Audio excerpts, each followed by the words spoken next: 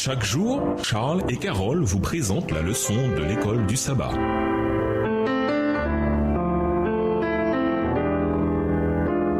Bienvenue à votre émission. Dieu nous parle. Nous voilà à la leçon de lundi. La prostituée assise sur la bête écarlate. Lisons Apocalypse 17, verset 3. L'un des 7 anges qui ont les 7 coupes remplies des 7 derniers fléaux propose de montrer à Jean le jugement de la prostituée assise sous de grandes eaux. Quand Jean la voit, elle est assise sur la bête écarlate. En quoi les symboles de l'eau et de la bête décrivent-ils avec à propos les partisans de Babylone?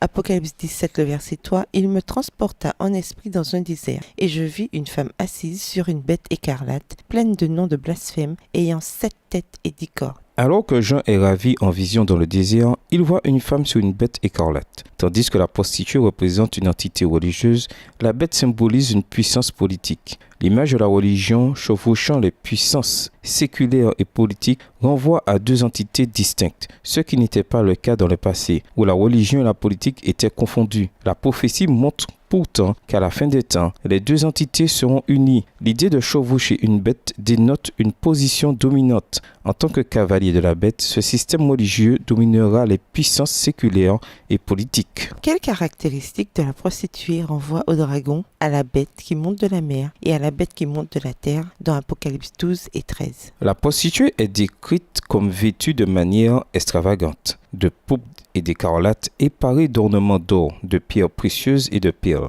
Une telle parure était une pratique des prostituées de l'Antiquité pour augmenter leur pouvoir de séduction. Jérémie 4, verset 30. Comme la couleur du sang, l'écarlate correspond au caractère tyrannique de ce système religieux. Le vêtement de la prostituée contrefait la tenue du grand prêtre dans l'Ancien Testament, dont les vêtements comportaient les couleurs pourpre, écarlate et l'or. Exode 28, des versets 5 et 6. L'inscription blasphématoire sur son front remplace à l'inscription sacerdotale consacrée au Seigneur du turban du souverain sacrificateur. Exode 28, des versets 36 à 38. La coupe dans sa main nous rappelle les vases dans le sanctuaire dans lesquels Belshazzar, roi de Babylone, et ses invités burent du vin. Daniel 5, versets 2 à 4. La coupe dans la main de la prostituée emploie l'apparence de vérité pour dissimuler le vin, les mensonges du système religieux de Satan à la fin des temps, afin de séduire le monde et l'éloigner de Dieu. Babylone, la prostituée, est décrite plus avant comme ivre du sang des saints et des martyrs de Jésus, morts à cause de leur témoignage pour Christ. Cette culpabilité relie la Babylone de la fin des temps au christianisme apostat